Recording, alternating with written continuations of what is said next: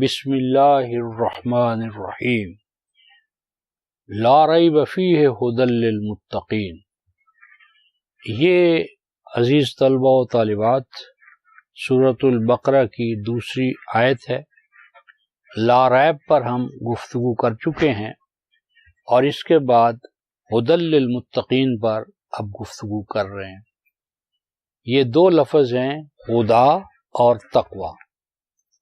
ہدا پر ہم نے گفتگو کی تھی کہ ہدا کہتے ہیں کسی چیز کا نمایاں ہونا، اونچا ہونا اور اس میں نفع بخشی اور فیض رسانی کا پایا جانا، اور اس کا اس انداز میں ہونا کہ اس کے بارے میں ہر ایک کو نظر آئے کہ یہ چیز اس طرح ہے، تو ابری ہوئی ہو، اس میں نفع بخشی فیض رسانی ہو، اور اس کی طرف جانا جو ہے، لپکنا جو ہے، وہ انسان کے انر میں اس کا تقاضا ہو۔ تو عرف عام میں ہم اسے ہدایت کہتے ہیں، رہنمائی کہتے ہیں، گائیڈنس کہتے ہیں۔ تو یہ گائیڈنس، رہنمائی جو ہے، یہ وہ ہے جو بر بنائے وہی عطا ہوئی ہے۔ ایک گائیڈنس ہے جو جبلت کی بنیاد پر انسان کو ملتی ہے، ایک وہ ہے جو حواس کی بنیاد پر انسان کو گائیڈنس ملتی ہے۔ تو یہ جو جبلتوں کے حوالے سے ہے، طبعی تقاضوں کے حوالے سے ہے، یا جو عقل اور وجدان کے حوالے سے ہے، یہ انسانی سطح کی ہدایتیں ہیں۔ یہ نوع انسانی کے اصل مسئلے کو حل نہیں کر سکتی۔ اصل نوع انسانی کا مسئلہ یہ ہے کہ انسان بحیثیت فرد ایک ایسی ذات بننا چاہتا ہے جو اللہ تبارک و تعالیٰ کی رضا کے مطابق ڈھلی ہوئی ہو، اور اللہ تبارک و تعالیٰ کی طرف سے اسے پسندیدگی کا سرٹیفکیٹ ملا ہوا ہو۔ اسے ہم کہتے ہیں نفس راضیہ و مرضیہ۔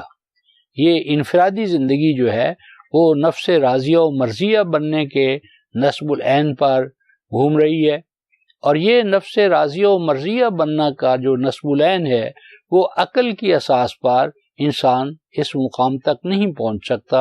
یہ ایک الگ موضوع ہے جس پر ہم مقدمے میں بحث کریں گے۔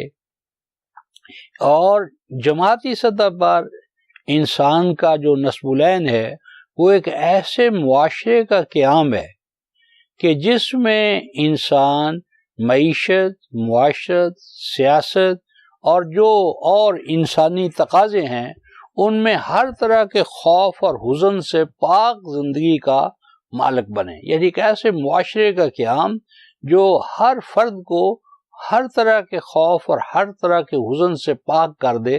لا خوف علیہم ولا ہم یحزنون۔ اور یہ جو نصب العینی معاشرہ ہے، یہ عقل کی بنیاد پر قائم نہیں ہو سکتا۔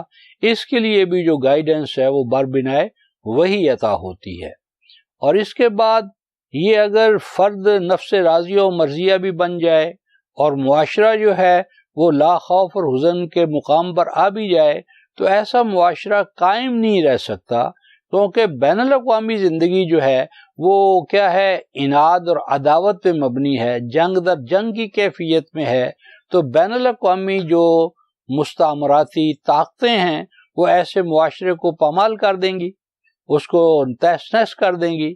تو ضروری ہے کہ عالمی سطح پر دین حق کا غلبہ ہو۔ تو عالمی سطح پر دین حق کا غلبہ جس گائیڈنس سے ملتا ہے، وہ گائیڈنس بھی وہی عطا کر سکتی ہے۔ وہ انسان کی عقل جو ہے اس کا وہ ڈومین نہیں ہے۔ تو ہدا جو ہے وہ تینوں درجوں میں ہمیں درکار ہے، انفرادی سطح پر، جماعتی سطح پر اور بین الاقوامی سطح پر۔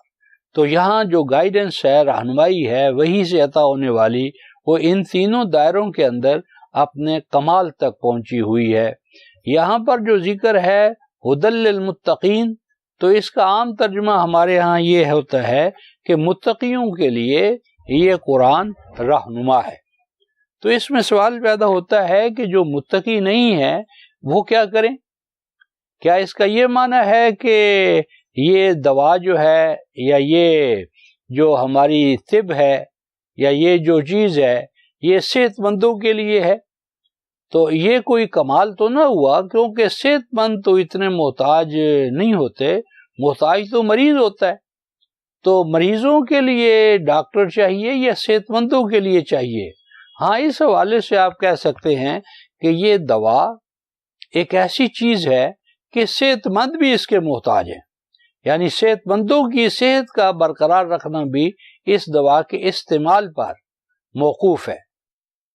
یعنی اس حوالے سے تو یہ بات صحیح ہے، لیکن پہلے حوالے سے کہ جی جو اہل تقوی ہیں وہ اس کے لیے یہ قرآن رہنما ہے، یہ سمجھنے والی بات ہے۔ تو یہاں پر ہدی للمتقین کا معنی ہم کرتے ہیں کہ یہ قرآن تقوی گر ہے، یعنی اس قرآن کی گائیڈنس سے تقوی پیدا ہوتا ہے، یا یہ قرآن اس لیے آیا ہے کہ وہ نوع انسانی کو متقی بنائے۔ تو تقوی جو ہے وہ کیا ہے؟ قرآن میں کہا گیا اعدلوا هو اقرب للتقوی۔ تقوی کا پہلا تقاضا ہے عدل۔ عدل کا کیا معنی ہے؟ جس سے ہم کہتے ہیں ایکویلٹی، مساوات، اخوت، مواخات، یہ تقوی کے تمام مظاہر یا لوازم ہیں۔ تو ہدی للمتقین کا معنی یہ ہے کہ قرآن نوع انسانی کو کیا کرنا؟ عدل سکھانے کے لیے ہے۔ عدل کا قیام جو ہے اس کے لیے قرآن نازل ہوا ہے، یعنی قرآن کی گائیڈنس کو نظر انداز کر کے نوع انسانی میں عدالت کا قیام نہیں ہو سکتا۔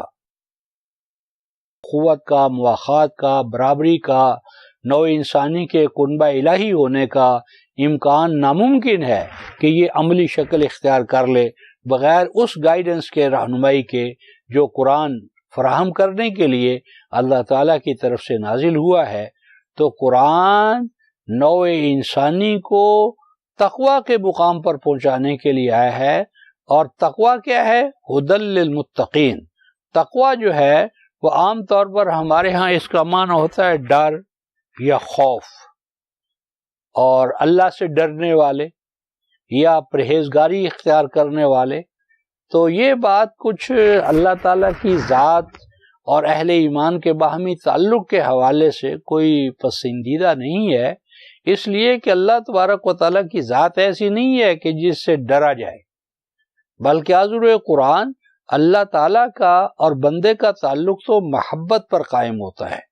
قرآن کہتا ہے والذین آمنوا اشد حبا للہ، اہل تقوی تو اللہ تبارک و تعالیٰ کے ساتھ محبت کا تعلق رکھتے ہیں، یعنی اللہ تعالیٰ کے اور بندے کے مابین نسبت تناسب جو ہے وہ محب اور محبوب ہونے کا ہے۔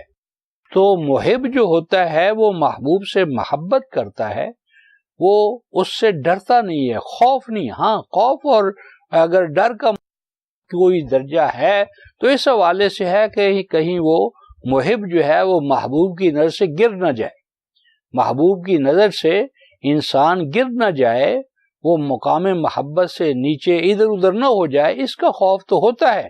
لیکن دوسرا خوف اور ڈر جو عام انسانی دنیا میں ہم استعمال کرتے ہیں وہ صحیح نہیں ہے۔ اسی طرح تقوی جو ہے وہ عربوں کے ہاں کیا تھا کہ جب گھوڑے کو سفر پر آپ نے لے جانا ہے یا آپ نے اس پر سواری کرنی ہے اور خاردار وادیوں سے آپ نے گزرنا ہے، نکیلے پتھروں سے گزرنا ہے، تو لازم ہے کہ گھوڑے کے جو پاؤں ہیں، کھر ہیں، ان کو نال بندی کے عمل سے گزارا جائے۔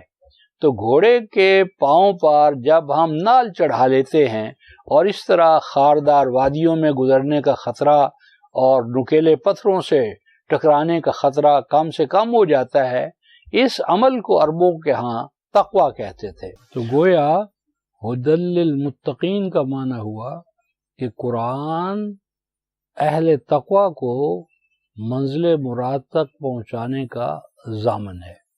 اور اہل تقوی کے بارے میں ہم نے بتایا کہ اس کا ایک مفہوم تو ہے نوع انسانی کے مابین عدل قائم کرنا، اور عدل کا معنی ہم نے بتایا عدالت، برابری، اخوت، مواخات، اس کے لوازمات ہیں۔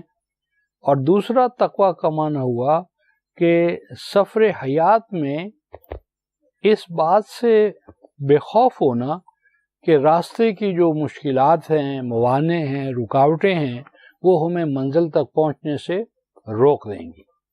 تو لازمی بات ہے کہ جو منزل تک پہنچنا چاہتا ہے حتمی اور یقینی طور پر گائیڈنس یا رہنمائی اسی کے لیے مفید ہوتی ہے جس کے سامنے کوئی منزل نہیں ہے، نصب العین نہیں ہے، کسی منزل تک پہنچنا اس کا ہدف نہیں ہے، اس کے لیے گائیڈنس کا ہونا نہ ہونا برابر ہے۔